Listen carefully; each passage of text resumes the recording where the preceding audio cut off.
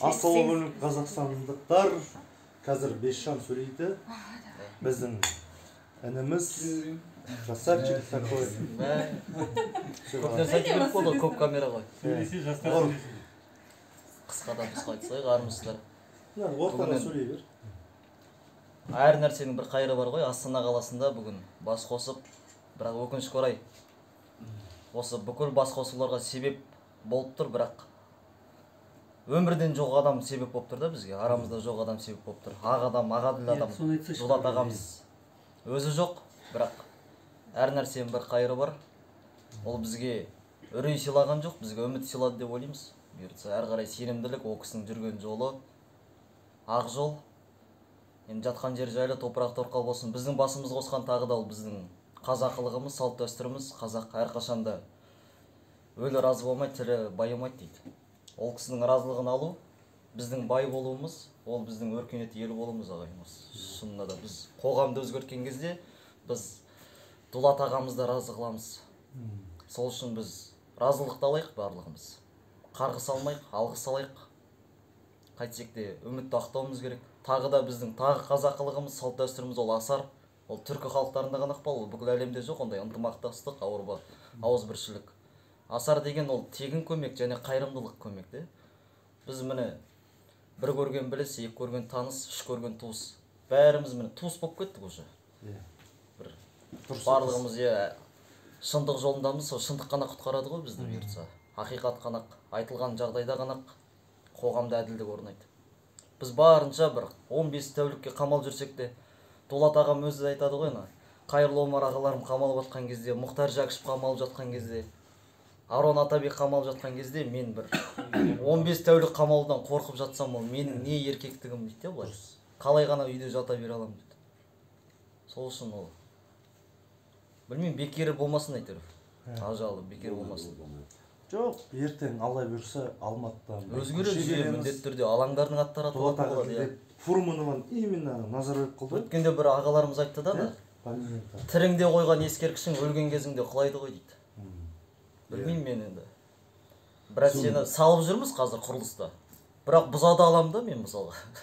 Керек болса бұзамыз ол ескерткіштерді. Бұйыртса уақыты келеді. Сол енді жүйені бұзайық әуелі. Ақырын бұл арам шөп қой бір тереңге. Историяда Назарбаев вор болып қалады ғой. Ол вор болғанда да мен ойлаймын бір жай ғана вор емес, оған біз өзі бір мансапқа ұмтылады ғой. Әлемдегі ең үздік 3 залым басшының қатарына кіргізейік болашақта. Мына Африканың Магамби бар ма, өзінің қарсыластарының етін жеген. Одан ғана Парагвайдың 35 жыл билеген мысалға залымы. Енді солардан кем емес бұл мысалы, өзінің халқын атады Жаңаөзенде мысалға. Аяусыз атады, қашып баратқан халықтың артын қуалап атады мысалға. Өзінің қарсыласы мысалға сайлау әділ өтсін, болмаса мүлдем сайлау өтпесін деген Заманбек ағамыз сайлауға бір ай қалған кезде Қарашайында оны атып тастайды. Жарайды, енді сайлау қалды, енді партия құрып халықты топтастырам деген тура адами құндылықты жоғары қойған демократ болған Алтынбек ағамды атып тастайды. Білмеймін, бүкіл жол бітті, шын мәнінде көше бізді шешетін. Алаң ғана. Ұлтқа қызмет ету білімнен емес, мінезден де бекер айтпапты. Біз қазір бір қағаз албап бір білім алып кәмелетте отыру үшін, мына жүйе бізді жағымпаздық қалып барады. Ал бірақ біздің оған ар намысымыз жібермейді оған. Одан да біз осы жүйенің қазір құрбаны болып бір қайыр тілеп, дәрі іздеп өлгенше онда қасқайып тұрып алаңға шығып өлейік керек болатын болса. Дұрыс айтасың. Сол көше шешеді, алаң шешеді. Бейбіт әрине ойымыз мысалға. Белбеу кетсе беліміз қалады, ал берекеміз кетсе нен қалады дейді. Береке қашқанын қаламаймыз. Сол үшін де халық түсіну керек, ынтымақта, бейбіт түрде.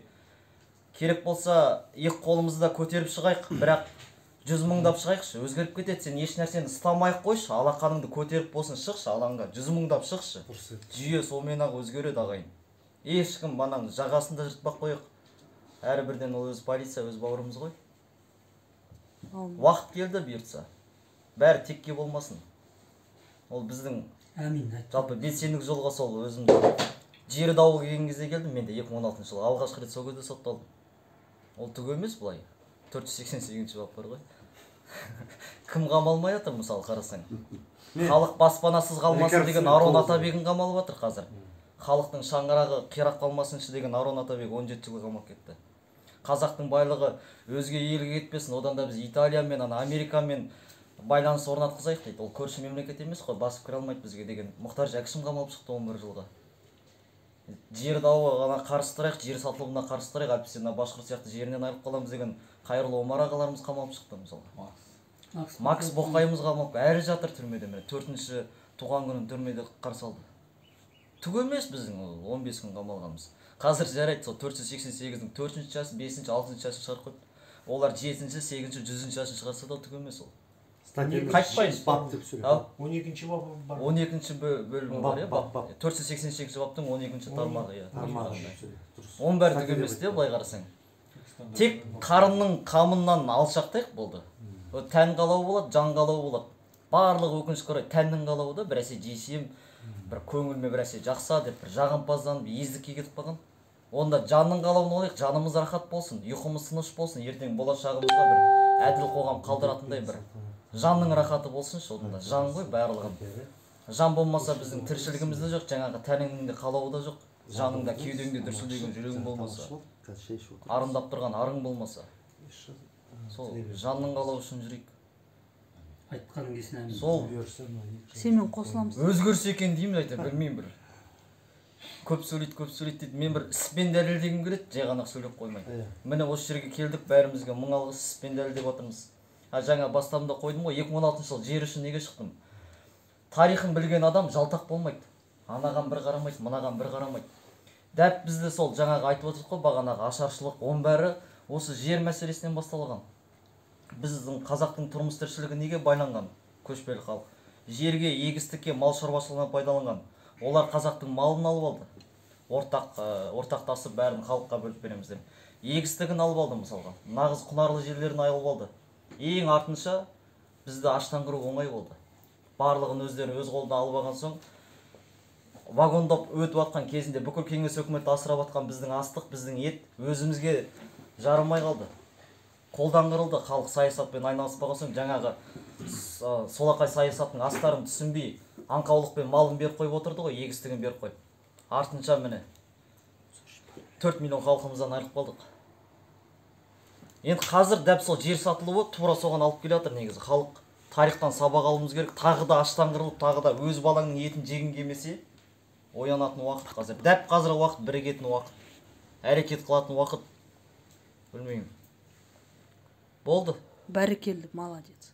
Все. Әрекет қана берекет береді. Сразу айтып қойын. Болашақта